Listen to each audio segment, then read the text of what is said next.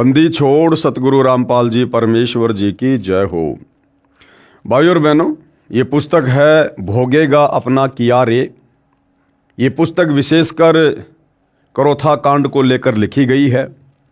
इस पुस्तक को लिखने वाले भी सतगुरु रामपाल जी के शिष्य हैं और इस पुस्तक को पढ़कर हमें करोथा कांड के संबंध में बहुत सी ऐसी बातों का पता चल रहा है जो बातें अभी तक आप और हमारी पहुंच से दूर थी।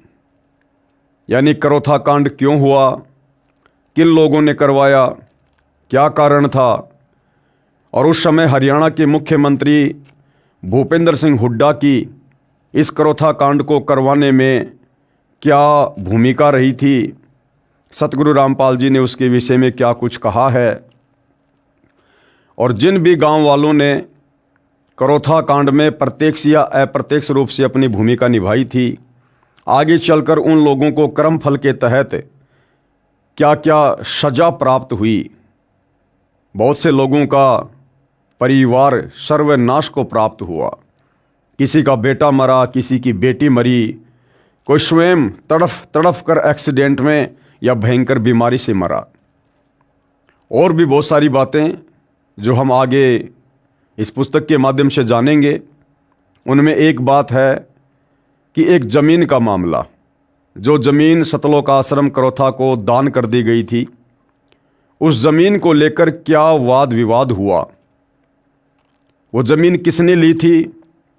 क्या सतगुरु रामपाल जी ने ली थी या सतगुरु रामपाल जी को बिना बताए उनकी गैर हाजिरी में काल प्रेरणा से सतलोक आश्रम मैनेजमेंट ने ली थी। यानी उस समय का जो सतलोक आश्रम मैनेजमेंट था, क्या उन लोगों ने अपने गुरु की आज्ञा के बिना, अपने गुरु से पूछे बिना वो ज़मीन लेकर गलती की या सही किया? इन तमाम बातों पर हम आज विचार करेंगे और साथ में हम ये शिक्षा भी प्राप्त करेंगे कि निकट भविष्य में ऐसी गलती आप और हम भगत कभी भी ना करें, जो गलतियां आज से पहले हमारे खुद के भगत भाई करोथा कांड के समय इस ज़मीन को लेकर कर चुके हैं। तो क्या कुछ ये पुस्तक कहती है? पुस्तक का नाम है भोगेगा अपना किया रे। आश्रम की ज़मीन का झूठा मुकदमा। अश्वनी कुमार ACJM की कोर्ट में आश्रम की ज़मीन का मुकदमा चल रहा था। जज अश्वनी कुमार के विषय में भ्रष्टाचार की शिकायत माननीय पंजाब तथा हरियाणा हाई कोर्ट में मुख्य न्यायाधीश को की गई, जो इस प्रकार है। यानी सतलोक आश्रम वालों ने इस जज के ऊपर शिकायत हाई कोर्ट में की और वो क्या शिकायत थी वो यहाँ पर बताया जा रहा है। विषय श्री अश्वनी कुमार मेहता CJM रोहतक कोर्ट के भ्रष्टाचार की जांच करके उचित कानूनी कार्रवाई करने हेतु प्रार्थना पत्र। श्रीमान जी, निवेदन है कि हम राष्ट्रीय समाज सेवा समिति के लगभग 10 लाख सदस्य आप जी से निवेदन करते हैं कि उपरोक्त जज श्री अश्वनी कुमार मेहता CJM की जांच करके इनके खिलाफ सख्त कानूनी कार्रवाई करने की प्रार्थना करते हैं। फिर सतलोक आश्रम वाले भगत लिखते हैं, हम भारतीय संविधान का सम्मान करते हैं। लेकिन भाइयों और बहनों, इन्होंने 2014 के बरवाला कांड के समय भारतीय संविधान का, न्यायालय का सम्मान नहीं किया। यहाँ तो सतलोक आश्रम से जुड़े भगत इस पुस्तक में लिख रहे हैं कि हम माननीय संविधान का सम्मान करते हैं। भाई, फिर 2014 के बरवाला कांड में क्या हो गया था? उस समय भी तो इसी संविधान के तहत माननीय न्यायालय ने सतगुरु रामपाल जी को चंडीगढ़ की उनकी पेशी पर तारीख पर हाजिर होने के लिए नोटिस भेजा था, सम्मन भेजा था। फिर आप सतलोक आश्रम वालों ने संविधान का सम्मान क्यों नहीं किया? क्यों आप लोगों ने सतगुरु रामपाल जी को चंडीगढ़ की तारीख पर नहीं जाने दिया? और क्यों आप लोगों ने पुलिस प्रशासन को सतलोक आश्रम के अंदर नहीं जाने दिया? और क्यों आप सतलोक आश्रम के मुख्य भक्तों ने, सतगुरु रामपाल जी के परिवार वालों ने हमारे जैसे नादान भक्तों को भ्रमित करके काले कपड़े पहनकर कमांडो बनाकर क्यों पुलिस वालों के सामने हाथों में हथियार देकर, डंडे पत्थर देकर मरने मारने के लिए खड़ा कर दिया? आज आप कह रहे हो कि हम भारतीय संविधान का सम्मान करते हैं। उस समय कहाँ चला गया था आपका ये मान सम्मान? आपने सतगुरु रामपाल जी के 6 भक्तों की मौत करवा दी 2014 बरवाला कांड में, भारतीय संविधान का सम्मान ना करके। और आज आप बात कर रहे हो मान और सम्मान की। हम भारतीय संविधान का सम्मान करते हैं। हम ये भी मानते हैं कि अधिकतर जज न्यायप्रिय तथा कानून का पालन करने वाले हैं। हम जज को परमात्मा का छोटा रूप मानते हैं। ये बिल्कुल गलत है। ऐसा भगत ने नहीं मानना चाहिए। जगत वाले लोग ऐसा मान सकते हैं। जगत वालों को आध्यात्मिक ज्ञान नहीं है, परमात्मा के विधान का पता नहीं है। वो तो डॉक्टर को भी परमात्मा का छोटा रूप मानते हैं, वो जज को भी परमात्मा का छोटा रूप मान सकते हैं। लेकिन सतगुरु रामपाल जी का भगत जिसको तत्व ज्ञान हो जाता है, उसके बाद वो परमात्मा का स्थान किसी अन्य को नहीं दे सकता, छोटा या बड़ा। तो भगत के लिए ये कहना कि हम जज को परमात्मा का छोटा रूप मानते हैं, ये भगत की नालायकी है, भगत की ज्ञानहीनता है। परमात्मा केवल एक ही है, वो छोटा है या बड़ा है, भगत के लिए वही सब कुछ है। जिसकी कलम में एक व्यक्ति की जीवन व मृत्यु का फैसला होता है। यदि कोई ऐसे माननीय तथा सम्माननीय पद पर विराजमान जज अपने स्वार्थवश कानून को अनदेखा करता है, गरीब जनता को न्याय नहीं देता है, वह न्यायालय की छवि खराब करता है, तो उसे पद पर बने रहने का कोई अधिकार नहीं है। जज श्री अश्विनी कुमार मेहता माननीय के भ्रष्टाचार तथा अन्याय का उल्लेख। राष्ट्रीय समाज सेवा समिति के कुछ सदस्य सतीश चंद्र गांव सुंडाना, राजेंद्र सिंह गांव बड़ौदा, बलवान सिंह गांव बालक, चांदीराम गांव बालक माननीय जज श्री अश्विनी कुमार मेहता जी से दिनांक 23 जनवरी 2014 को कोर्ट में मिले तथा उससे मुकदमा नंबर 446/2006 की वास्तविकता से परिचय कराने का प्रयास किया तथा इस केस से संत रामपाल जी का नाम निकलवाने के लिए प्रार्थना की, क्योंकि इस केस में संत रामपाल जी महाराज का नाम झूठा तथा बेबुनियाद है।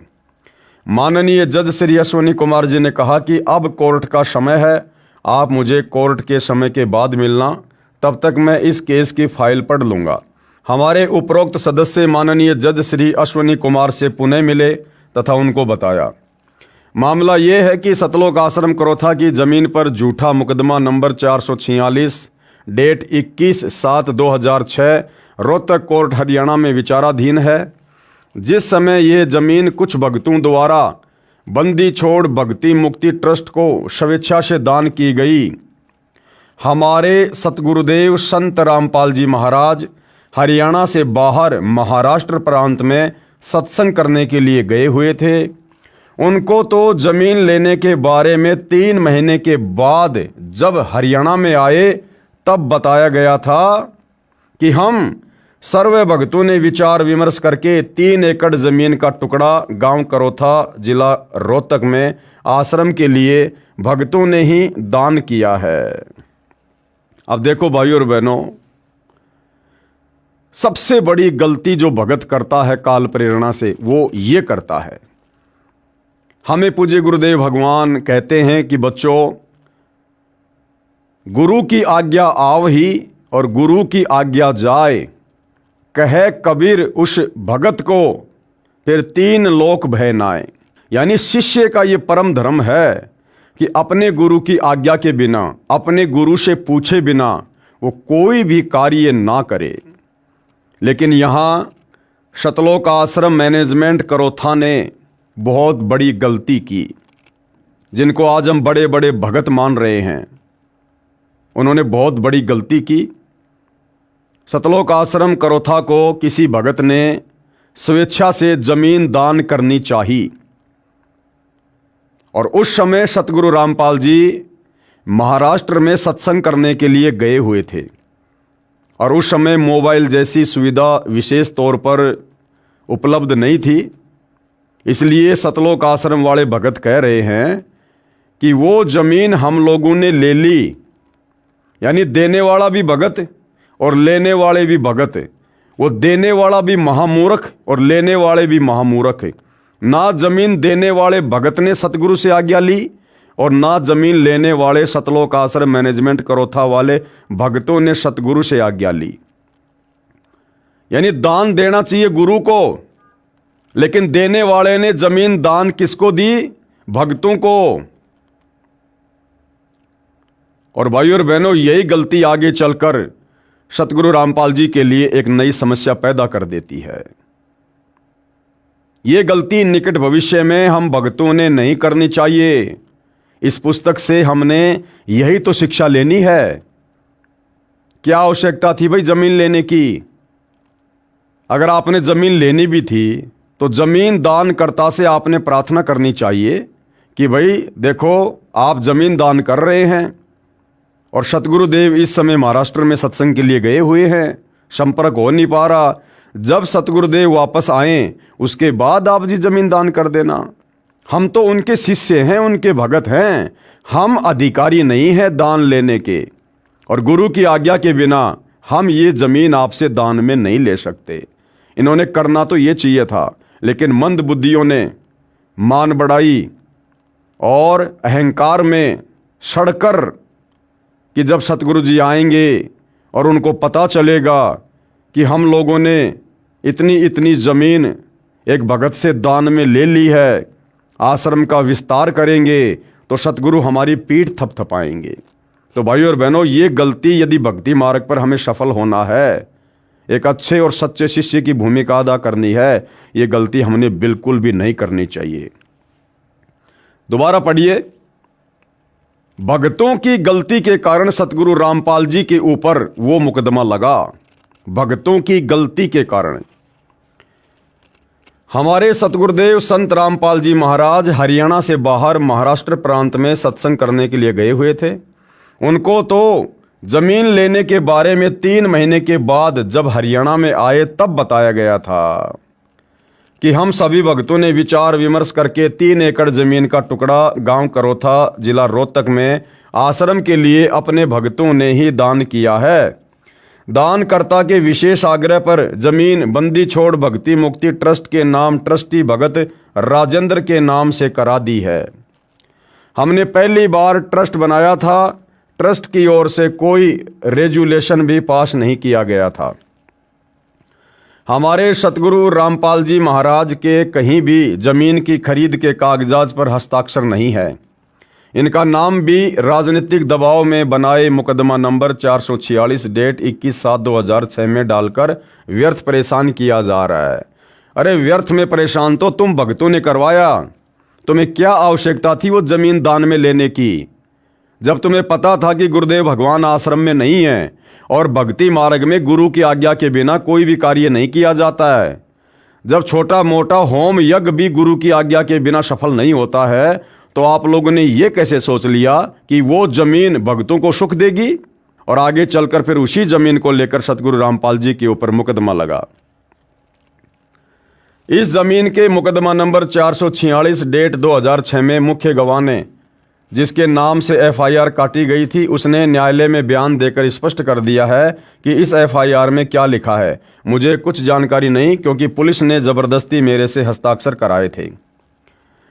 दान अपनी स्वेच्छा से किया जाता है। जमीन ट्रस्ट के नाम हुई है, किसी ट्रस्टी या चेयरमैन के नाम नहीं हुई है।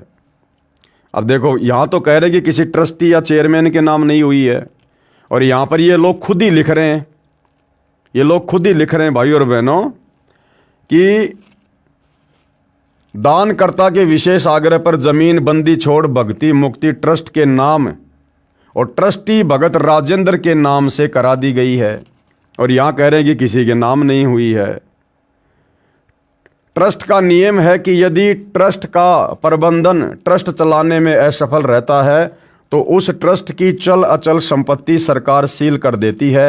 इसलिए ये मामला 420 धारा का नहीं है। राष्ट्रीय समाज सेवा समिति के सदस्यों ने सर्व जानकारी माननीय जज श्री अश्विनी कुमार जी को दी। जज अश्विनी कुमार जी ने कहा कि मैंने केस को पढ़ लिया है, ये केस तो आप पर बनता ही नहीं है। जमीन दानकर्ता कमला के माता, भाई, बहन तथा बुआ हैं। मैंने ये देख लिया है कि जिस समय जमीन दान की अप्रैल 1999 को तथा आज 2014 तक कमला ने किसी कोर्ट में इस संबंध में कोई मुकदमा भी दायर नहीं किया है। पुलिस ने चालान के साथ कमला पुत्री श्री साहब सिंह का 161 का बयान भी नहीं लगा रखा। जज महोदय ने आगे कहा कि यदि आप मुझसे पहले मिल लेते तो मैं कमला को गवाह रूप में भी स्वीकार नहीं करता। इस केस की गवाहियां 2007 से चल रही हैं। दिनांक 1/8/2013 6 वर्ष तक ये कमला पुत्री श्री साहब सिंह बयान देने भी नहीं आई थी। ज़मीन की रजिस्ट्री से 1999 से 2013 तक 14 वर्ष बीत गए हैं। इस आधार से भी स्पष्ट है कि सर्व कार्य इसकी सहमति से ही हुआ था। बाद में किसी ने इसको उकसाया है। जज ने यह भी बताया कि मैं अपने अनुभव से बताता हूं कि कमला ने जो 1/8/2013 को कोर्ट में बयान दिया है उसमें जो उसने प्रारंभ में कहा है वह तो उसके वकील द्वारा तोते की तरह रटाई गई कहानी थी। फिर उसने अंत में वास्तविकता भी बता दी। उसने कहा है कि मैंने बयाना रजिस्ट्री देख लिया है, ये मैंने ही लिखवाया है। फिर कहा है कि कृष्णा ने लिखवाया है जो नाते में इसकी सगी बुआ है। इससे भी स्पष्ट है कि कमला की सहमति से ही जमीन ट्रस्ट को दान की गई है। कमला ने बयान में स्वीकारा है कि मैं अपनी जमीन नहीं देना चाहती थी। इससे स्वयं सिद्ध है कि जमीन दान इसकी सहमति से हुई है। कमला के बयान का भावार्थ है कि मैं जमीन नहीं देना चाहती थी परंतु जमीन दे दी गई। इससे स्पष्ट है कि कमला को पूरी स्थिति का पता था। सर्व कार्य इसकी सहमति के अनुसार हुआ था। यदि ऐसा न होता तो उसी समय न्यायालय में अपील कर सकती थी, जो कि कमला ने आज तक भी ऐसा नहीं किया है। इससे साफ है कि जमीन दान करने में जो कृष्णा को कमला बनाकर बैठाया गया है, ये इसके परिवार ने कमला को विश्वास में लेकर कृष्णा को कमला के स्थान पर बैठाया है।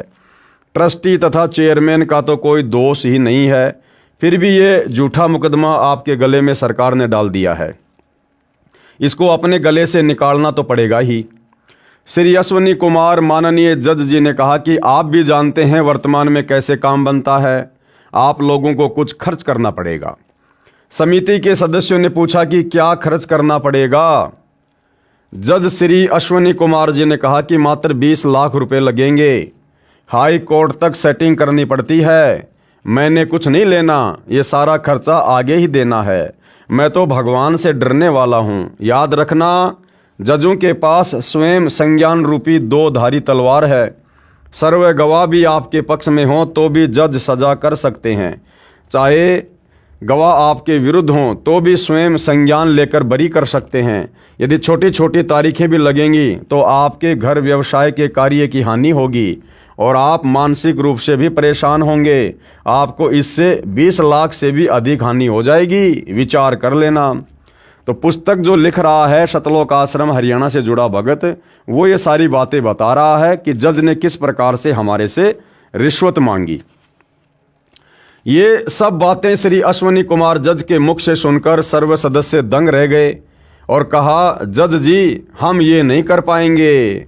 आप जी केस की वास्तविकता के आधार पर वैसे ही दया कर दें। अरे क्या दिक्कत आ रही थी? तुम लोग कौन से भगत हो? तुम कौन सी मर्यादाओं में हो भाई? वो जज खाली तुमसे 20 लाख रुपए तो मांग रहा था और वर्तमान में तुम लोग 1-1 करोड़ रुपए तो तुम लोग जाट आरक्षणों में लगा देते हो। 80-80 लाख रुपए तुम लोग जाटों की धर्मशाला बनवाने में लगा देते हो। और जब 5-5 लाख तुम सतलोक आश्रम वाले गुंडों की सीबीआई जांच के समर्थन में दे सकते हो, तो यहां तो तुम्हारे गुरुदेव भगवान का मुकदमों में नाम हटाया जा रहा था। फिर भला तुम लोगों को क्या दिक्कत हो गई भाई? हालांकि भाई और बहनों, मैं रिश्वत के पक्ष में नहीं हूं, लेकिन इन सतलोक आश्रम वालों की घटिया मानसिकता बता रहा हूं। इससे आपको यह भी पता चलेगा कि इस बात में कितनी सच्चाई है, क्योंकि हमने आंखों तो देखी नहीं है, सबूत इसका कोई है नहीं। लेकिन वर्तमान में सतलोक आश्रम मैनेजमेंट हरियाणा वालों का, सतगुरु रामपाल जी के कलयुगी बेटा बेटी भाई बंधु रिश्तेदारों का जो चरित्र निकलकर सामने आ रहा है, उस आधार से हम ये कहते हैं कि जब तुम लोग राजस्थान के गैंगस्टर आनंदपाल सिंह की सीबीआई जांच के समर्थन में 5 लाख रुपए दे सकते हो, तो यहाँ तो तुम्हारे गुरु का नाम मुकदमे से हटाया जा रहा था, फिर भला तुम्हें 20 लाख रुपए देने में क्या दिक्कत हो रही थी? तो भाई और बहनों, इन आश्रम वालों की जुबान पर विश्वास नहीं किया जा सकता है। अगर जज ने गलत किया है तो आने वाले समय में उसकी सजा वो अवश्य भोगेगा, क्योंकि परमात्मा के घर देर है अंधेर नहीं है। और अगर ये लोग झूठ लिख रहे हैं जज के विषय में, तो इन लोगों को भोगना पड़ेगा। परमात्मा का संविधान तो भगत हो या जगत हो, सबके ऊपर समान रूप से लागू है। जज अश्वनी कुमार जी ने कहा कि मैंने तो आपको सलाह दी है, मानना या न मानना आपका काम है। आपके ट्रस्टी व गुरु पर तो ये केस बनता ही नहीं है, वैसे ही बरी हो सकते हैं। यह सर्वदास्ता राष्ट्रीय सेवा समिति के सदस्यों सतीश चंद्र गांव सुडाना, राजेंद्र सिंह गांव बड़ौदा, बलवान सिंह गांव बालक, चांदीराम गांव बालक ने राष्ट्रीय सेवा समिति के मुख्य सदस्यों को मीटिंग करके बताई। तो यही निर्णय लिया कि जज साहब का आगे कैसा बर्ताव रहेगा उसको देखकर ही ऊपर के अधिकारियों को शिकायत की जाएगी। यानी इन लोगों के अनुसार जज से सारी बात करने के बाद में, जज की मानसिकता को जांचने और परखने के बाद में, इन सतलोक आश्रम मैनेजमेंट हरियाणा वालों ने खुद ही मीटिंग करके आगे का डिसीजन ले लिया कि हमने अब आगे हाई कोर्ट में उस जज की शिकायत करनी है या नहीं करना है। मतलब सतगुरु रामपाल जी से कोई सलाह मशवरा नहीं, कोई डिस्कस नहीं, कुछ नहीं। ये खुद ही सतगुरु बने हुए हैं, ये खुद ही न्याय करता है कि हम क्या करेंगे और क्या नहीं करेंगे। संत रामपाल जी से पूछने की जरूरत नहीं है, क्योंकि संत रामपाल जी को क्या पता कोर्टों में क्या होता है, जज क्या होते हैं, वकील क्या होते हैं। तो आश्रम वाले भगत कह रहे हैं, राष्ट्रीय समाज सेवा समिति वाले, कि हम मुख्य लोगों ने मीटिंग की और निर्णय लिया कि जज साहब का आगे कैसा बर्ताव रहेगा उसको देखकर ही ऊपर के अधिकारियों को शिकायत की जाएगी। 20 लाख की मनसा पूरी न होने के पश्चात माननीय जज श्री अश्वनी कुमार मेहता जी की अन्याय की झलक है। दिनांक 23/1/2014 के पश्चात जज महोदय ने छोटी छोटी तारीख लगानी प्रारंभ की। दिनांक 31/1/2014 8 दिन की, अगली 5/2/2014 5 दिन की, उससे अगली 13/2/2014 8 दिन की, अगली 19/2/2014 6 दिन की, अगली 20/2/2014 लगाई 1 दिन की। 20/2/2014 को हमें परेशान करने के मकसद से स्वयं कोर्ट में नहीं आया, उस दिन कोई कार्रवाई नहीं की। फिर जज अश्वनी कुमार मेहता जी के स्थान पर दूसरे जज ने कार्यभार संभाला। अरे तो तुम आश्रम वालों को क्या दिक्कत हो गई भाई? तारीखें छोटी लग रही है, बड़ी लग रही है, क्या दिक्कत हो गई तुम लोगों को? इसी पुस्तक में तुम लोग कह रहे हो कि हम तो संविधान की इज्जत करते हैं, संविधान का सम्मान करते हैं। तो संविधान के तहत जैसा भी जज तारीख लगा रहा था, तो भाई तारीखों पर जाते ना। यहां अपना दुखड़ा क्यों रो रहे हो तुम लोग? तुम तो संविधान का सम्मान करने वाले हो ना। इसके अतिरिक्त अन्य अन्याय जो जज अश्वनी कुमार जी ने किया वो इस प्रकार है। क्या क्या अन्याय किए भाई और बहनों, सुनिएगा। श्रीमती कमला पुत्री साहिब सिंह की ओर से कुछ वकील आने लगे। हमारे वकील जी ने जज श्री अश्वनी कुमार जी कोर्ट में अपील लगाई कि कमला पुत्री साहिब सिंह एक गवाह है, उसने जो बयान देना था दे दिया, अब इसकी ओर से वकील नहीं आने चाहिए, ये कानून के विरुद्ध है। दोनों पक्षों की सुनवाई के पश्चात जज श्री अश्वनी कुमार जी ने अपने आदेश दिनांक 19/2/2014 में कहा कि कमला पीड़ित है, इसके साथ धोखा हुआ है, ये वकील कर सकती है। 20 लाख की हवस पूरी ना होने के कारण माननीय जज श्री अश्वनी कुमार जी ने पक्का इरादा कर लिया था कि स्वयं संज्ञान के जरिए ट्रस्ट के ट्रस्टी तथा चेयरमैन को सजा देगा ही देगा। ये आदेश पारित करते समय कमला के कोर्ट में दिए बयान को भी अनदेखा कर दिया। जज साहब पहले स्वयं कह रहे थे कि कमला की सहमति से जमीन दान की गई है, ये बात इसके बयान से स्पष्ट है। और 20 लाख रुपए न मिलने के कारण कमला को बाद में जज साहब ने विक्टिम यानी पीड़ित घोषित कर दिया और लिख दिया कि इसकी जमीन धोखे से दान की गई है। कमला को पीड़ित घोषित करना ही सिद्ध करता है कि जज ने बदनीयत से ही ये आदेश दिया है। कमला पीड़ित है तो सिद्ध कर दिया कि अन्य सब दोषी हुए। जज श्री अश्वनी कुमार जी ने अपने आदेश में भी स्पष्ट किया कि केस दर्ज कराने वाला करतार सिंह कमला का सगा चाचा है। फिर यह भी कहा कि वह दोषियों के साथ मिली भगत करके हॉस्टाइल हो गया है। जमीन दान करने वाले कमला के माता भाई बहन हैं, क्या वे भी कमला से धोखा करके हमारे को मुफ्त जमीन दे सकते हैं? जज श्री अश्विनी कुमार जी ने 20 लाख रुपए की हवस पूरी न होने के कारण कानून का जानकार होते हुए भी जानबूझकर गैर जिम्मेदाराना आदेश पारित करके अपनी मलिन मानसिकता को प्रदर्शित किया और सम्माननीय न्यायाधीश की छवि को धूमिल किया। अरे तो तुम लोगों ने भी तो गैर जिम्मेदाराना कार्य किया। अपने गुरुदेव भगवान की गैर हाजिरी में तुम लोगों ने जमीन दान लेने की क्या आवश्यकता थी? क्या ये गैर जिम्मेदाराना कार्य नहीं था? अगर तुम ये गैर जिम्मेदाराना कार्य ना करते तो आज तुम्हें क्यों कोर्ट में परेशान होना पड़ता? क्यों सतगुरु रामपाल जी पर उसी जमीन को लेकर यह मुकदमा होता?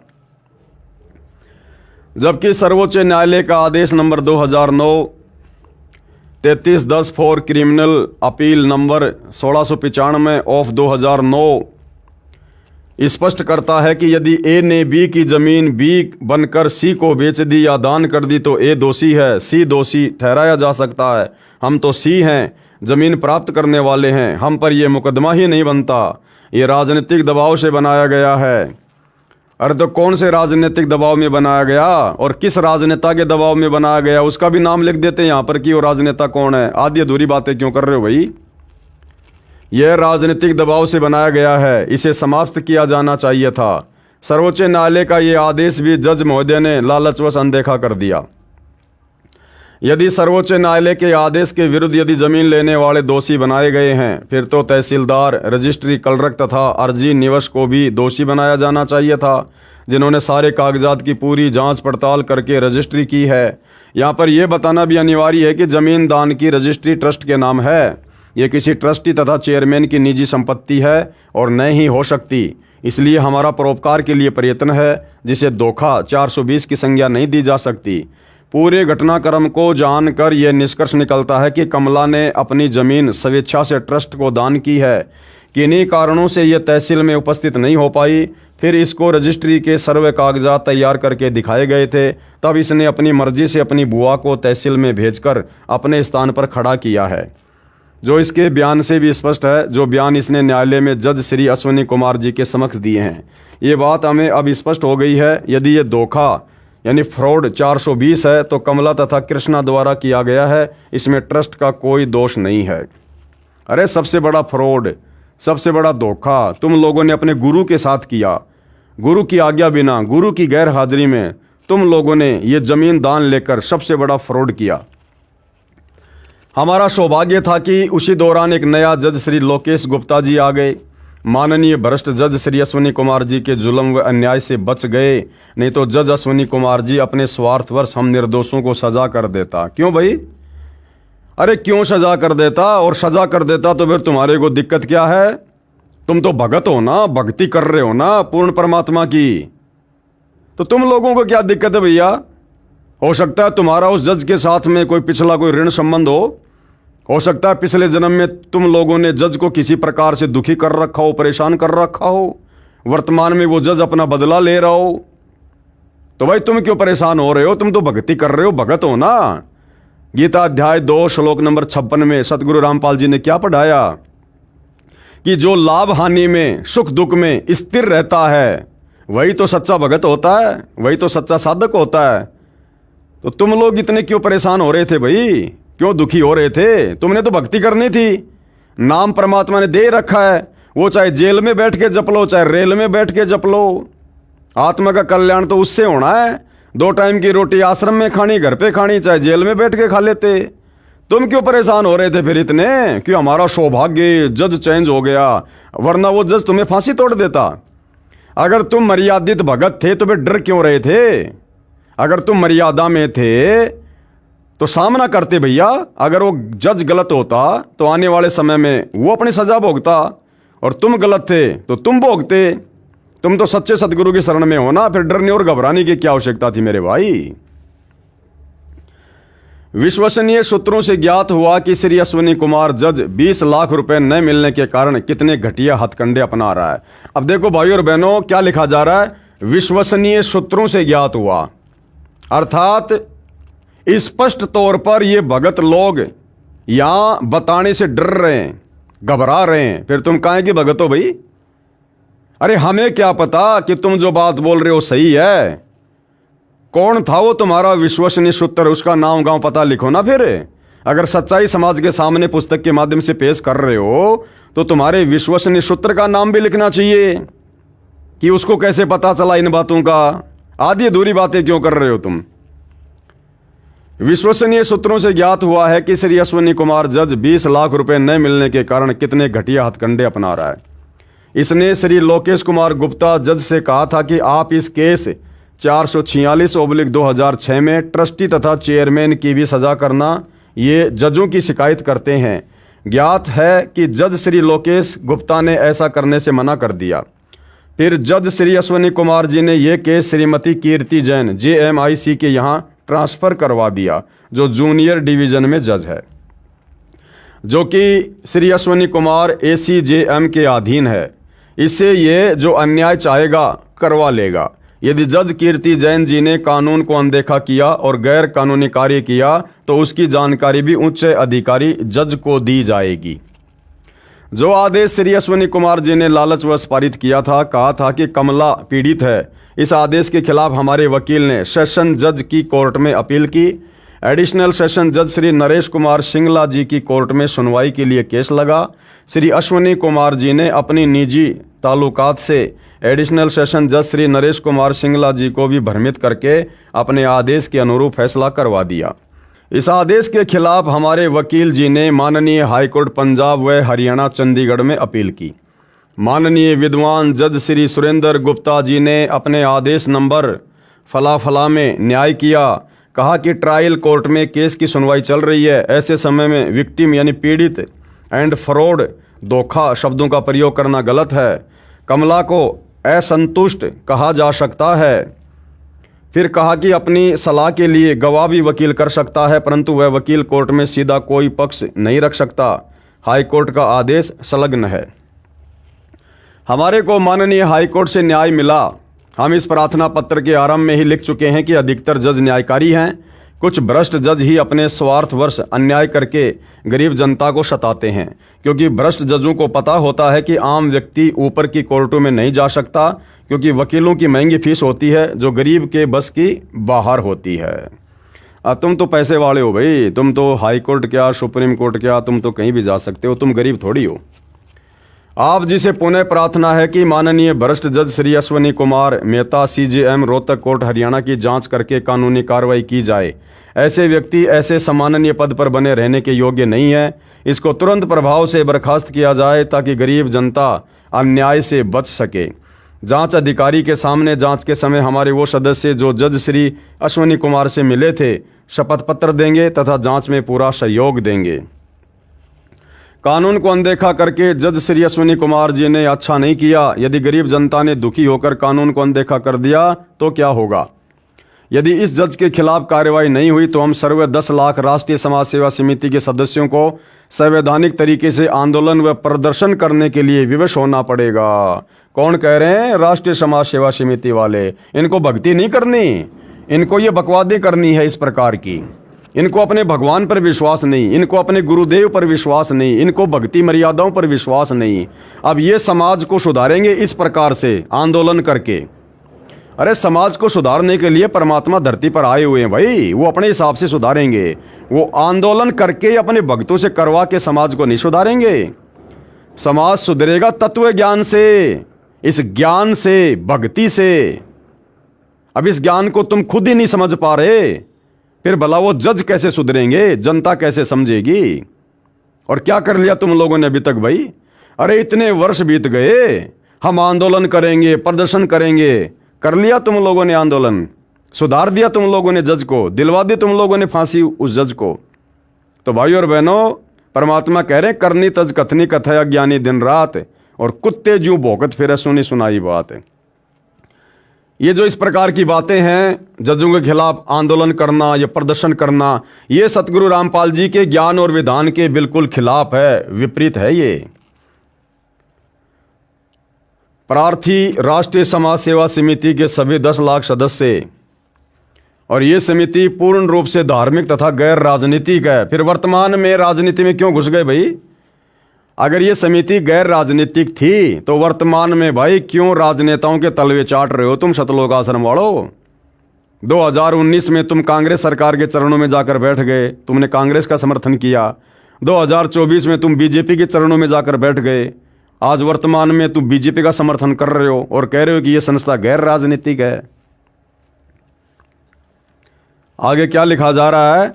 आर्य समाजियों को रिश्वत लेकर बरी किया। जज सविता कुमारी के भ्रष्टाचार की शिकायत की गई, जो इस प्रकार है। सेवा में माननीय मुख्य न्यायाधीश पंजाब एवं हरियाणा हाईकोर्ट चंडीगढ़। अब देखो भाइयों और बहनों, जो ये राष्ट्रीय समाज सेवा समिति वाले, ये कोई पाकिस्तानी नहीं है। राष्ट्रीय समाज सेवा समिति को हो चाहे सतलोक आश्रम मैनेजमेंट हरियाणा का हो, केवल नाम चेंज किया है कागजों में। इन्होंने जो समिति बनाई थी राष्ट्रीय समाज सेवा समिति 2010 में, तो समिति क्या है? समिति एक नाम है। भगत सारे वो के वो हैं, कोई प्रधान बना है, कोई अध्यक्ष बना है, कोई क्या बना है। अब ये क्या कह रहे हैं ये लोग? जज सविता कुमारी के भ्रष्टाचार की शिकायत की गई, जो इस प्रकार है। अरे नालायको, अपने गुरुदेव के चरणों में अर्जी लगा देते कि गुरुदेव भगवान ये बात है, हमने जो गलती करी थी आपकी गैर हाजिरी में जमीन लेने की, ये परमात्मा हम कान पकड़ के माफ़ी मांगते हैं, आगे से ऐसी गलती नहीं करेंगे। ये परमेश्वर हम नीचों पर दया करो।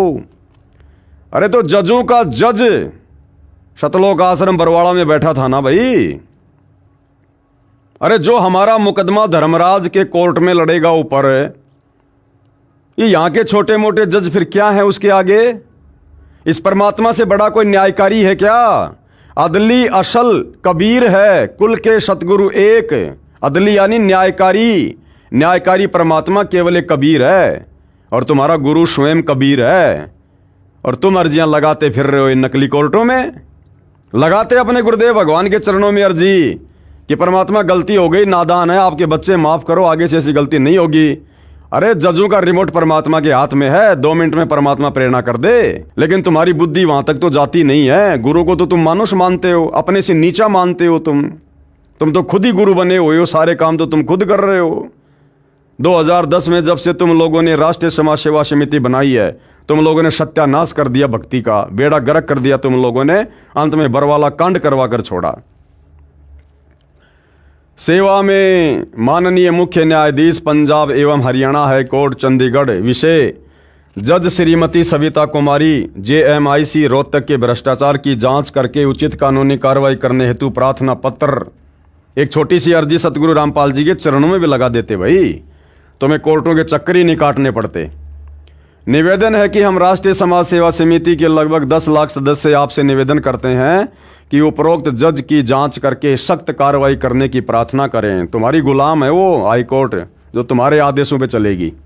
तुम खुद अपने गुरु के आदेशों पर नहीं चलते, तो तुम्हारी गंदी जुबान से लगाई गई प्रार्थना से जज कैसे चलेंगे? हम मानते हैं कि अधिकतर जज कानून का पालन करने वाले हैं, न्यायप्रिय हैं। हम जज को परमात्मा का छोटा रूप मानते हैं। भाई नहीं मानते। हम सतगुरु रामपाल जी के साध संगति से जुड़े भाई बहन इस मत से सहमत नहीं है। हमारा परमात्मा चाहे वो छोटा है चाहे बड़ा है, सतगुरु रामपाल जी है। ये कबीर भगवान ही है और कोई परमात्मा नहीं है। एक 2 कोड़ी के जीव को परमात्मा की संज्ञा देना परमात्मा की तौहीन है। जिसकी कलम में एक व्यक्ति की जीवन मृत्यु का फैसला होता है, नहीं होता। अगर आप सतगुरु रामपाल जी के भगत हो तो भगत कभी भी अन्याय नहीं करेगा, गलत काम नहीं करेगा। और यदि भगत के साथ कोई अन्याय करता है, धोखाधड़ी करता है, तो फिर जजों की औकात नहीं कि वो अपनी उस कलम से उस भगत को मृत्यु दंड दे दे, उसको फांसी दे दे। फिर वो सतगुरु कौन से दिन काम आएगा? फिर जो भक्ति तुम कर रहे हो, फिर ये कौन से दिन काम आएगी?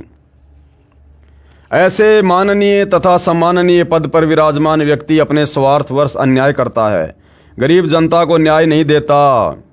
अरे गरीब जनता सतगुरु रामपाल जी का ज्ञान समझकर भक्ति करे, फिर परमात्मा के हाथ में है अपनी भगत की समस्या। फिर देखो उसके काम कैसे होते हैं। वह न्यायालय की छवि को खराब करता है, उसे पद पर बने रहने का कोई अधिकार नहीं है। मामला यह है कि हमारे कुछ सदस्यों पर मुकदमा नंबर फला फला माननीय जज सविता जी की कोर्ट में विचाराधीन है। केस नंबर इतने इतने, इस्तगासा आश्रम के ट्रस्टी डॉक्टर कृष्ण जी ने आश्रम की मानहानि का सत्यवीर शास्त्री पर डाल रखा था। अब बताओ भाई, भक्तों ने मानहानि का दावा डाल रखा है। आश्रम के ट्रस्टी डॉक्टर कृष्ण जी ने आश्रम की मानहानि का सत्यवीर शास्त्री पर डाल रखा था। अब भक्तों का काम है क्या ये मानहानि का मुकदमा करना?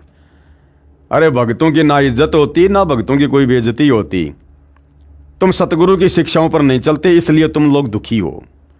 सतगुरु रामपाल जी क्या कहते हैं? मान अमान करे क्यों ना कोई, कि मेरे भगत का चाहे कोई सम्मान करो चाहे अपमान करो, भगत ने कोई टेंशन नहीं, कोई चिंता नहीं। मान अमान करे क्यों ना कोई, मम संत शरण जान जगत छोई। संसार को राख के समान समझो और परमात्मा की भक्ति अपनी मर्यादा में रह के करो। भगत की कोई इज्जत नहीं होती और ना भगत की बेइज्जती होती। और यहां इन लोगों ने मानहानि के दावे डाल रखे हैं। केस नंबर 176 डेट 6/3/2006 आचार्य बलदेव के खिलाफ था, जो माननीय जज सविता जी की कोर्ट में सुनवाई चल रही थी। अब भैया सतगुरु क्या करे? तुमने सतगुरु की कोर्ट में तो मानहानि का मुकदमा किसी के खिलाफ डाला नहीं, अर्थात तुम लोगों ने सतगुरु रामपाल जी के चरणों में तो प्रार्थना लगाई नहीं। तुम लोग तो न्यायदाता मान रहे हो कोर्टों को, न्यायालयों को। तो भैया न्यायालयों में तो न्यायालयों के अनुसार काम होता है, फिर तुम्हारे अनुसार काम नहीं होगा कि तुम जैसा चाहोगे वैसा तुम्हारे फेवर में सारा काम हो जाएगा। फिर भैया कोर्टों का काम तो काललोक में कोर्टों के अनुसार होता है, जिसमें माननीय जज सविता जी ने हमारे विरोधियों से रुपए लेकर उनके पक्ष में फैसला कर दिया। दिनांक 2 मई 2014 को इस्तगासा केस नंबर इतना तथा केस नंबर फला फला की तारीख थी। हमारे कुछ सदस्य भी ट्रस्टी कृष्ण के साथ कोर्ट में गए थे, जो प्रत्येक पेशी पर जाते हैं। उन्होंने हमें बताया कि दिनांक 2 मई 2014 को इस्तगासा केस नंबर फला फला तथा केस नंबर इतना इतना की पेशी थी। उस दिन माननीय जज सविता जी छुट्टी पर थी। अब भाई और बहनों, जज छुट्टी पर थी या नहीं थी, ये लोग गए या नहीं गए, ये मुकदमा क्या है, हमने ज़्यादा दिमाग लगाने की ज़रूरत नहीं है। इसको याद नहीं करना, रट्टा नहीं मारना। हमने केवल निष्कर्ष निकालना है कि हम भगतों को क्या शिक्षा मिल सकती है और हम भगत कहाँ पर गलतियाँ करने से बच सकते हैं, जो गलतियाँ हमसे पहले इन बड़े बड़े भक्तों ने की। हमने केवल निष्कर्ष निकालना है, इससे ज़्यादा और कुछ नहीं। दोषी आचार्य बलदेव पहले से अनुपस्थित चल रहा था। 2 मई 2014 को आचार्य बलदेव कोर्ट में पेश हुआ। उसकी जमानत की अर्जी लगाई गई। जमानत की सुनवाई के लिए माननीय जज कीर्ति जैन जी की कोर्ट में लगी, जो उस दिन ड्यूटी पर मजिस्ट्रेट थी। आचार्य बलदेव के साथ आर्य समाज के कई व्यक्ति कोर्ट से बाहर एक पेड़ के नीचे खड़े थे। एक व्यक्ति और आया जिसको पटवारी जी कह रहे थे। उसने पूछा, आचार्य जी की जमानत का क्या रहा? दूसरे व्यक्तियों ने बताया कि जमानत हो जाएगी। हमने जज कीर्ति जैन का दलाल मिल गया है। हमें कल ही पता चला था कि जज सविता छुट्टी पर है। हमने जज कीर्ति जैन से 5 लाख रुपए में सेटिंग कर रखी है। हमारी सेशन जज सुशील कुमार गुप्ता से भी सेटिंग हो चुकी है। अब ये सेटिंग हुई नहीं हुई, केवल ये लोग अपने हाथों से लिख रहे हैं, इसका कोई प्रमाण नहीं है। हमारे 3 सदस्यों ने बताया कि हम अनजान से बनकर मुंह दूसरी ओर करके अखबार पढ़ने का बहाना करके उनकी सारी वार्ता सुन रहे थे। क्यों भैया, तुम लोग कोई प्राइवेट कोई डिटेक्टर हो क्या, जो सारी बातें सुन रहे थे ऐसे करके? अरे तुमने अपने भगवान पर विश्वास नहीं किया, तुमने भक्ति पे विश्वास नहीं किया। उनकी बातें चोरों की तरह सुनकर भी तुम लोगों ने क्या कर लिया? कुछ तो नहीं किया। हमारे 3 सदस्यों ने बताया कि हम अनजान से बनकर मुंह दूसरी ओर करके अखबार पढ़ने का बहाना करके उनकी सारी वार्ता सुन रहे थे, जिनके नाम हैं विजेंद्र निवासी गांव गांधरा, महेंद्र निवासी मादीपुर दिल्ली, ओम प्रकाश निवासी गांव गांधरा। ये थे वो एजेंट जो अखबार पढ़ने का बहाना करके सारी बातें सुन रहे थे। उस व्यक्ति ने, जिसको पटवारी जी कह रहे थे, फिर पूछा कि जो मुकदमे रामपाल के चेलों ने कर रखे हैं, जो सविता जज की कोर्ट में आचार्य बलदेव तथा सत्यवीर शास्त्री पर चल रहे हैं, इनकी क्या संभावना है? आर्य समाज के व्यक्तियों ने कहा कि सविता जज का भी दलाल मिल गया, सब सेटिंग हो गई है, दोनों मुकदमों में बरी हो जाएंगे। और रामपाल और उसके चेलों पर 2 मुकदमे हैं, एक आश्रम की जमीन का तथा दूसरा करोथा कांड का। इनमें इनकी सजा कराएंगे, ये भी सेटिंग जजों से हो चुकी है। वही हुआ जो सुना था। 2/5/2014 को वर्किंग जज सविता कुमारी की छुट्टी थी। दूसरी जज कीर्ति जैन ड्यूटी मजिस्ट्रेट के यहाँ जमानत लगी। जमानत मंजूर हो गई। हमारे भक्तों के ऊपर आर्य समाज के व्यक्तियों ने झूठा केस नंबर 12/7/2006 करोथा कांड का चल रहा है, और जो मुकदमा नंबर फला फला का है, यदि हमारे भगत किसी कारण से किसी दिन अनुपस्थित हो जाते हैं तो उनके किसी भी प्रमाण को नहीं माना जाता। कई तो मानसिक रोग से ग्रस्त होकर बुरे हाल में जजों के सामने पेश किए गए। ये देखो भाई और बहनों, सतलोक आश्रम वाले भगत क्या लिख रहे हैं। और आप और हमें शिक्षा मिलनी चाहिए, शिक्षा। हम फालतू में अपना समय बर्बाद करने के लिए इन पुस्तकों पर वीडियो नहीं बना रहे। खुद सतलोक आश्रम मैनेजमेंट हरियाणा वाले भगत क्या लिख रहे हैं कि हमारे भगतों की ऐसी हालत हो गई, वो पागल हो गए, पागल तारीखों पर जाते जाते, और पागल रूप में उनको जजों के सामने पेश करना पड़ता था। क्यों भाई? अरे क्यों पागल हो गए? भक्ति नहीं कर रहे क्या तुम? मर्यादाओं में नहीं रहते क्या? अरे गुरु का आशीर्वाद नहीं था क्या तुम्हारे ऊपर? क्यों पागल हो गए तुम? अगर तुम लोग अपनी जगह सही थे तो तुम कह रहे हो हम तो न्यायालय का सम्मान करते हैं। तो न्यायालय जब बुलाएगा तब बुलाएगा भैया, फिर सम्मान करो। और पागल क्यों हो गए तुम? भक्ति नहीं कर रहे थे क्या? मर्यादाओं में नहीं थे क्या? सतगुरु रामपाल जी का आशीर्वाद नहीं था क्या? सतगुरु का भगत पागल क्यों हो जाएगा? अरे भगत पर चाहे लाख आपत्ति आओ, अगर भगत मर्यादा में है तो उसका गुरु उसकी रक्षा करता है, उसको हिम्मत देता है। पागल कैसे हो जाएगा? पागल तो दुनिया होती है, दुनिया। जिनको भगवान का सहारा नहीं होता, जिनके पास भक्ति नहीं होती, वो होते हैं पागल।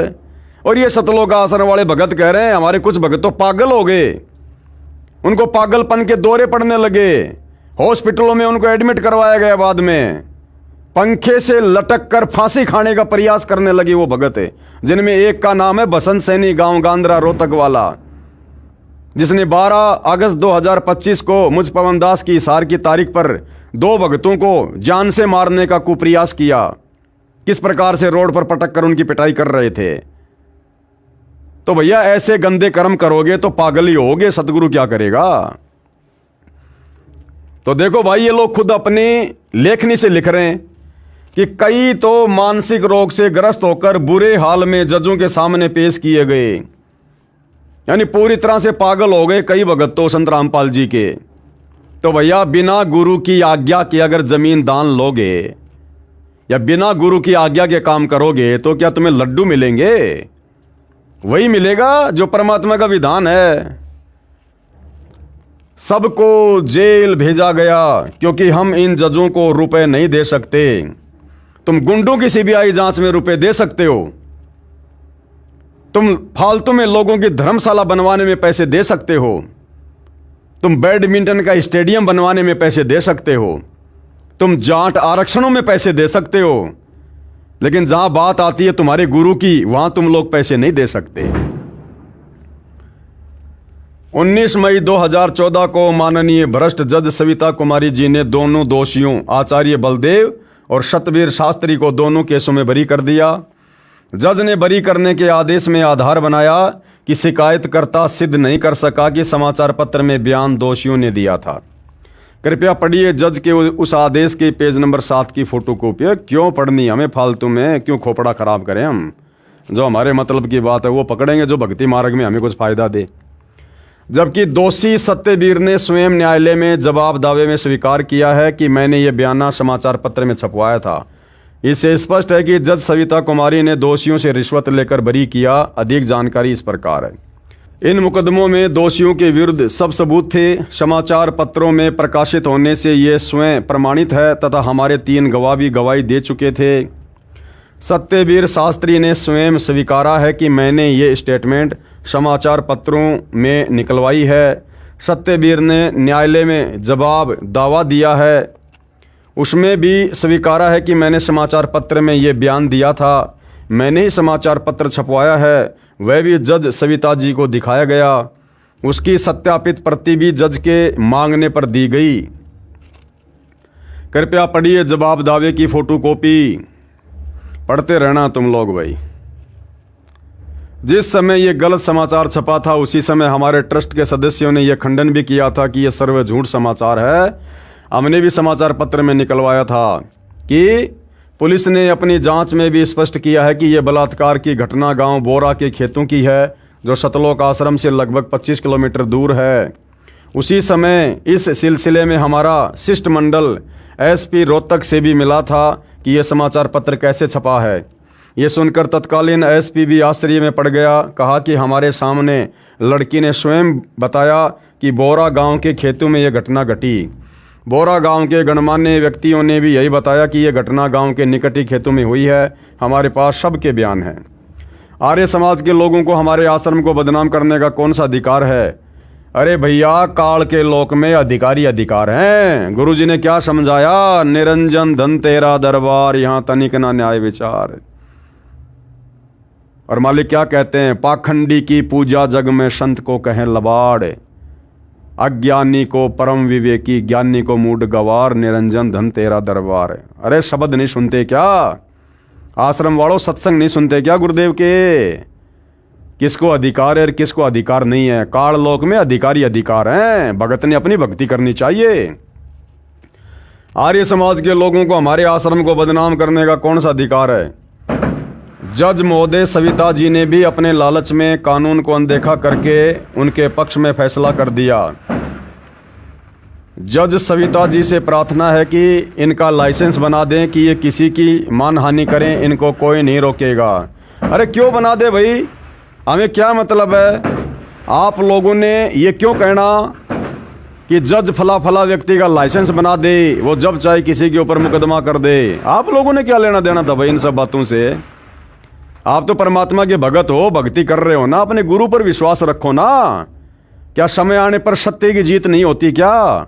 भगवान के घर देर है अंधेर नहीं है, तुम्हें इस बात का नहीं पता क्या?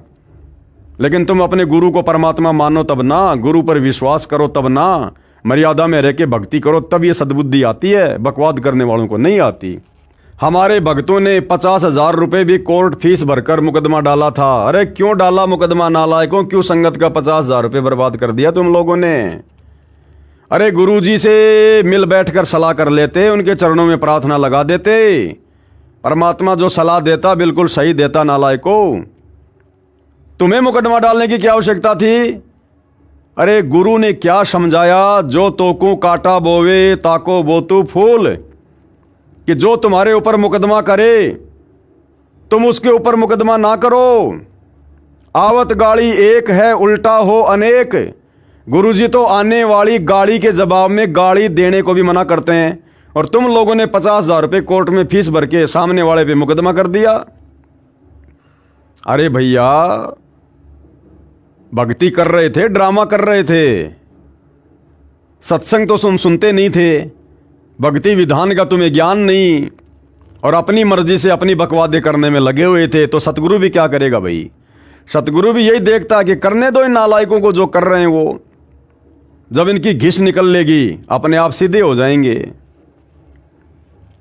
यदि ये मुकदमा झूठा होता तो क्या हमारे सिर में दर्द था कि हम 50,000 रुपये खर्चते तथा वकीलों की फीस भरते? तुम्हारे सिर में दर्द नहीं, तुम्हारे सिर में खुजली चल रही थी काल की। पुलिस ने जिस व्यक्ति के खिलाफ बलात्कार का मुकदमा बनाया उसमें स्पष्ट लिखा है कि बोरा गांव के बाहर खेतों में एक मकान के खंडर में बलात्कार हुआ।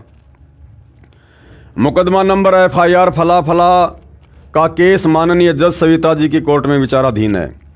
उसी दिन दिनांक 19/5/2014 को इस केस की पेशी थी, जिस दिन केस नंबर फला फला तथा केस नंबर फला फला में दोषियों को बरी कर दिया।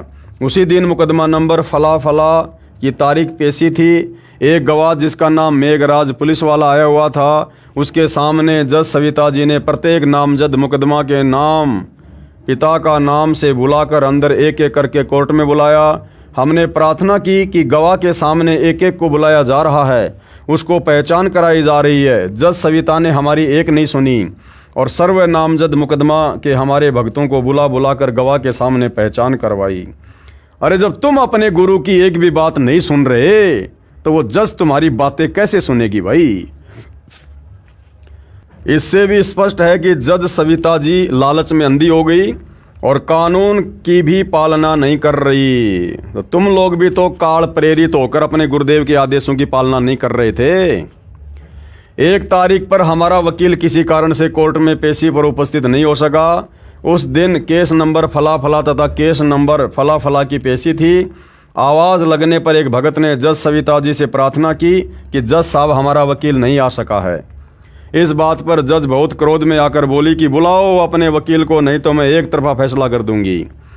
जो भगत इस केस की पेशी पर पैरवी के लिए जाते हैं तथा जिन पर यह मुकदमा बना रखा है, उनमें से 4 व्यक्तियों ने, एक का नाम है जगदीश निवासी पंजाब खोड़, विजेंद्र निवासी गांद्रा, महेंद्र निवासी मादीपुर दिल्ली, ओम प्रकाश निवासी गांद्रा ने दिनांक 25/3/2014 को जज सविता जी से प्रार्थना की कि ये मुकदमा जो रोड जाम का है, ये राजनीति के दबाव में झूठा बनाया गया है। हमने रोड जाम नहीं किया, रोड जाम तो आर्य समाजियों ने किया था, उन पर मुकदमा नहीं बनाया गया। हमारे सर्व भगत निर्दोष हैं, कृपया इस मुकदमे से हमारा पीछा छुड़वाइए। अरे इतनी प्रार्थना रो रो कर अपने गुरुजी के चरणों में करते कि गुरुदेव भगवान, हम नीचों से गलती हो गई, हम काल प्रेरित थे, हमें माफ़ करो परमात्मा, आगे से ऐसी गलती नहीं करेंगे, हमारा पीछा छुड़वाओ, हम दुखी हो रहे हैं। अरे इतनी प्रार्थना अपने गुरुदेव भगवान के चरणों में कर लेते। अगर गुरु के सामने प्रार्थना करने से शर्म आ रही थी तो अपने घर पर दरबार साहिब में कर लेते। वो अंतर्यामी तो हृदय से की गई पुकार को वहां से भी सुन लेता है।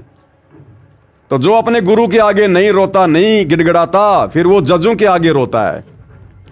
2006 से सैकड़ों पेशियों पर आए हैं, हम घर का कार्य भी नहीं कर सकते, हम बहुत दुखी हो चुके हैं। और तुम लोगों ने वर्तमान में मुझ पवन दास पर 4-4 मुकदमे लगा रखे हैं। अरे मैं भी तो तारीखों पर जा रहा हूं भाई, मेरे भी तो काम धंधे में दिक्कत आ रही है, मेरा भी तो परिवार है। तुम्हें अपनी समस्या दिखाई दे गई, दूसरों की समस्या दिखाई नहीं देती। जज ने कहा कि कुछ कोर्ट का खर्चा भरना पड़ेगा, मुकदमा जल्दी तथा तुम्हारे पक्ष में हो जाएगा। हमने कहा जी कितने रुपए खर्च करना पड़ेगा? देख लो, अब यहां पर ये रिश्वत दे रहे हैं। जो जज पैसों की बात कर रही है, तो यहां पर जब ये खुद परेशान हुए, खुद दुखी हुए, सैकड़ों तारीखों पर जाकर खुद जब दुखी होने लगे, तो जब जज ने कहा कि कुछ खर्चा भरना पड़ेगा, पैसे भरने पड़ेंगे कोर्ट में, तो बिल्कुल कह रहे हैं जी कितने पैसे भरने पड़ेंगे जी, यानी सहर्ष स्वीकृति दे रहे हैं। क्या कहा? हम बहुत दुखी हो चुके हैं। जज ने कहा कि कुछ कोर्ट का खर्चा भरना पड़ेगा, मुकदमा जल्दी तथा तुम्हारे पक्ष में हो जाएगा। हमने कहा कि जी कितने रुपए खर्चा भरना पड़ेगा? उस समय जज सविता कुमारी कोर्ट में अकेली बैठी थी। उसने बताया कि 10 लाख रुपए कोर्ट फीस है, ये मुझे गुप्त देनी होगी। यदि ऐसा नहीं करोगे तो छोटी छोटी तारीख लगने से आप घर के कार्य भी ठीक से नहीं कर पाओगे, जिस कारण से आपको अधिक हानि हो जाएगी। विचार कर लेना, आप 19 व्यक्ति हैं, 50,000 रुपए ही एक के हिस्से में आते हैं। मैं तो आपको सलाह दे रही हूँ, आपकी इच्छा है जैसा करो, कर लेना। 10 लाख रुपए कोर्ट फीस सुनकर हमें आश्चर्य तो हुआ, परंतु कहा कि मैडम हम विचार करके बताएंगे। ये लो जी, हम विचार करके बताएंगे। अर्थात ये लोग स्पष्ट रूप से जज को मना नहीं कर पाए। इन लोगों ने आपस में सलाह मशवरा किया, और जब लगा कि भैया इतना पैसा तो हम नहीं दे पाएंगे, तब जाकर इन्होंने मना किया। अगर 2-4 लाख रुपए की बात होती तो ये ले दे के मामला रफा कर देते।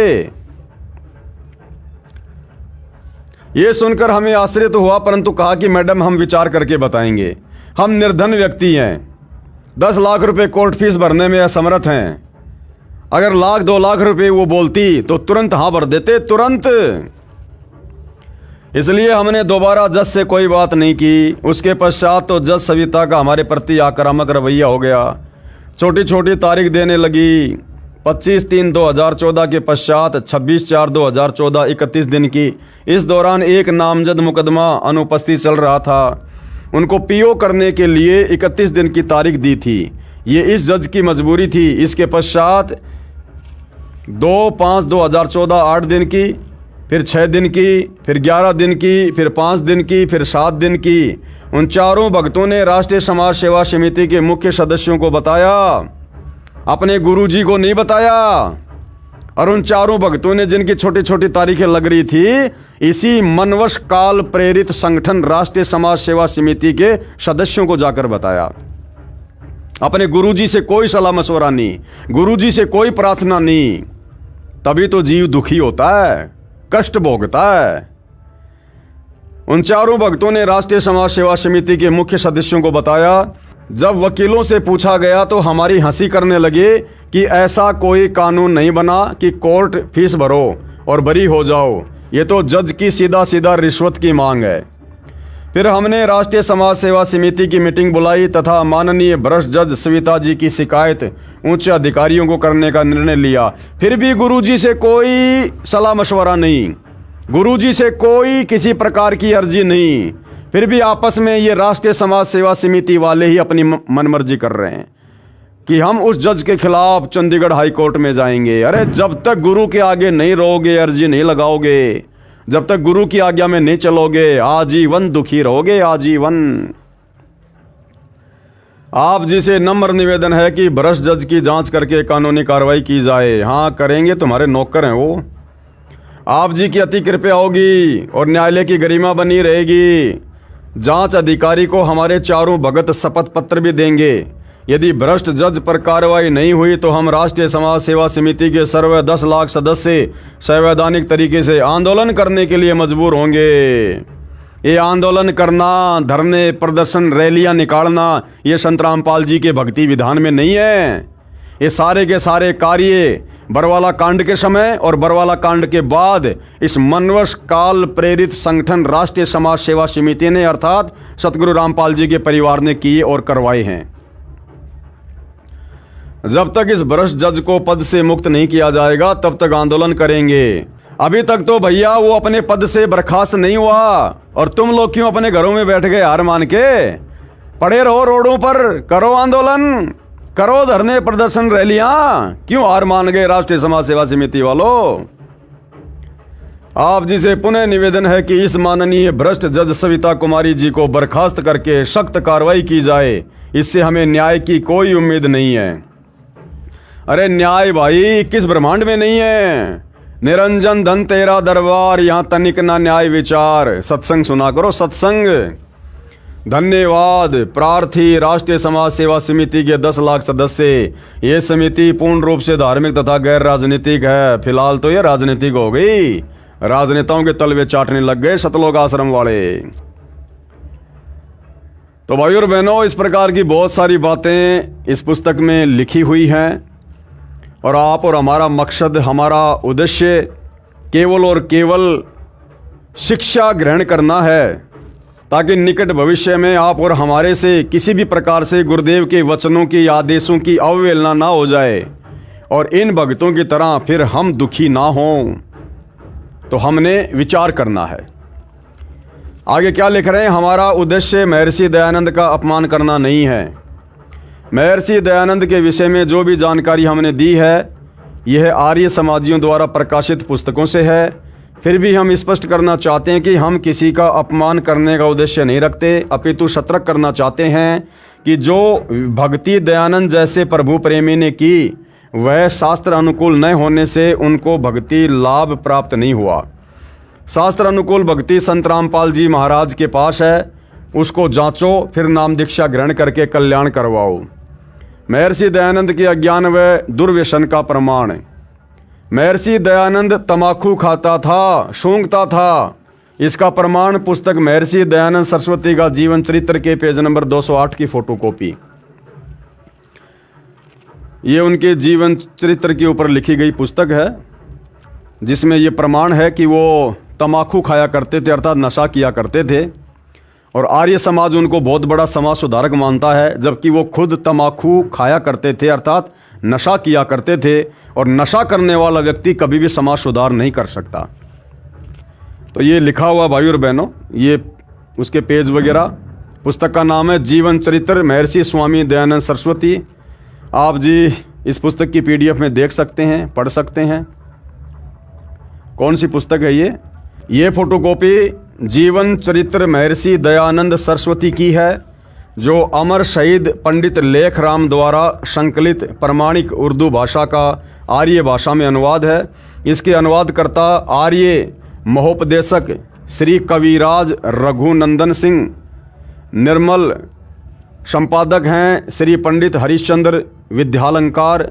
प्रकाशक हैं आर्य समाज, नयाबास, दिल्ली 6, और ये प्रथम बार 2028। इस लेख में स्पष्ट है कि महर्षि दयानंद तम्बाकू सूंघते थे तथा तम्बाकू खाते भी थे। महर्षि दयानंद को श्रीमद् भगवद गीता का भी ज्ञान नहीं था।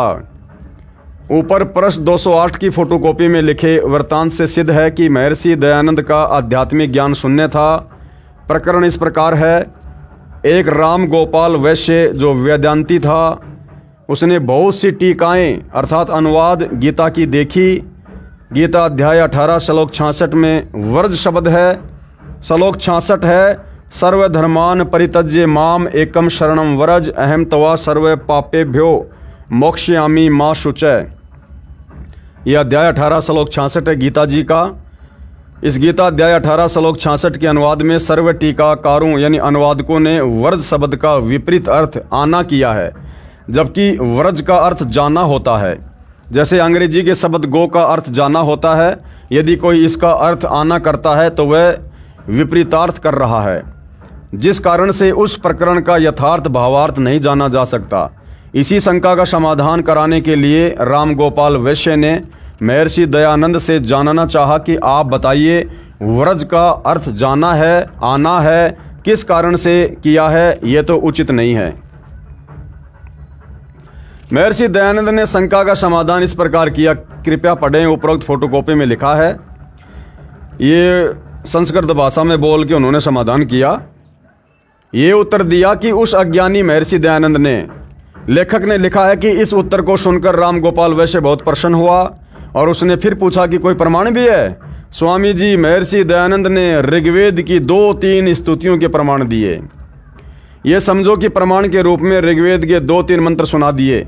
जिस प्रकार 7वीं कक्षा के विद्यार्थी ने एक अंग्रेज यात्री के रास्ता पूछने पर अंग्रेजी भाषा में उत्तर देना गर्व की बात जानकर छुट्टी के लिए प्रार्थना पत्र सिक लीव एप्लीकेशन सुना दी। अंग्रेज माथे में हाथ मारकर चला गया, ये सोचकर कि इस मूर्ख ने क्या उत्तर दिया। मैंने जानना चाहा था मार्ग, और ये सुना रहा है अंग्रेजी में छुट्टी के लिए प्रार्थना पत्र। महर्षि दयानंद अज्ञानी ने ऐसा समाधान किया उस रामगोपाल वैश्य के शंका का। कृपया पढ़िए गीता अध्याय 18 श्लोक 66 का यथार्थ अनुवाद संत रामपाल जी महाराज द्वारा किया गया है। श्रीमद् भगवद गीता का यथार्थ अनुवाद पुस्तक गहरी नज़र गीता में है। पुस्तक गहरी नज़र गीता ये सतगुरु रामपाल जी के द्वारा लिखी गई है। विशेष उपरोक्त समीक्षा संत रामपाल जी द्वारा अपने सत्संगों में बहुत बार की गई है तथा यथार्थ अनुवाद गीता अध्याय 18 श्लोक 66 का करके बताया है। अज्ञानियों के अज्ञान का पर्दाफाश परमात्मा का भेजा अवतार ही कर सकता है। परमात्मा का भेजा अवतार नहीं, स्वयं परमात्मा ही करता है, और सतगुरु रामपाल जी स्वयं परमात्मा ही हैं। तो ये पुस्तक है जिसमें महर्षि दयानंद जी ने अपने दुर्व्यसन के विषय में स्वीकारा है। ये फोटोकॉपी महर्षि दयानंद के भक्तों द्वारा लिखे गए जीवन चरित्र की है, जो पहले उर्दू भाषा में पंडित लेखराम द्वारा लिखा गया था। उस उर्दू संस्करण का हिंदी में अनुवाद स्वयं कविराज रघुनंदन सिंह निर्मल ने किया है।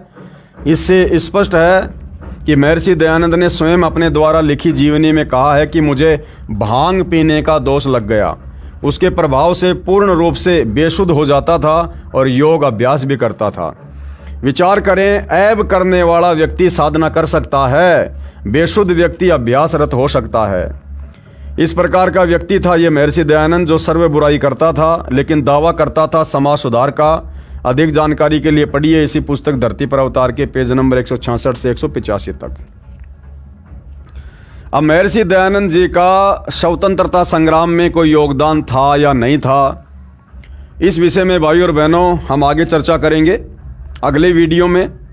आज के वीडियो में हम केवल इतना ही रखेंगे, धीरे धीरे आगे बढ़ेंगे परमात्मा के आशीर्वाद से। इस पुस्तक पर मुश्किल से 2 या 3 वीडियो और बनेंगे, और इस पुस्तक के ऊपर वीडियो बनाने का हमारा मकसद केवल इतना ही है कि हम सत्य और असत्य से परिचित हों और हम उन तमाम गलतियों को कभी भी भविष्य में ना दोहराएं जो गलतियां गुरु के ज्ञान को अच्छे से ना समझ पाने के कारण सतलोक आश्रमों से जुड़े हुए हमारे से पहले बड़े बड़े भक्तियों ने की हैं, दोहराई हैं, और उसकी सज़ा भी पाई है और आगे भी सज़ा पाएंगे। जो गलतियां इन लोगों ने सतगुरु रामपाल जी के वचनों की अवहेलना करके 2014 बरवाला कांड में और 2014 बरवाला कांड के बाद वर्तमान समय 2025 तक कर रहे हैं। तो भाई और बहनों, आज के वीडियो में केवल इतना ही। परमेश्वर हम सबको आशीर्वाद दे, आज्ञा दे, सद्बुद्धि दे। बंदी छोड़ सतगुरु रामपाल जी भगवान की जय हो।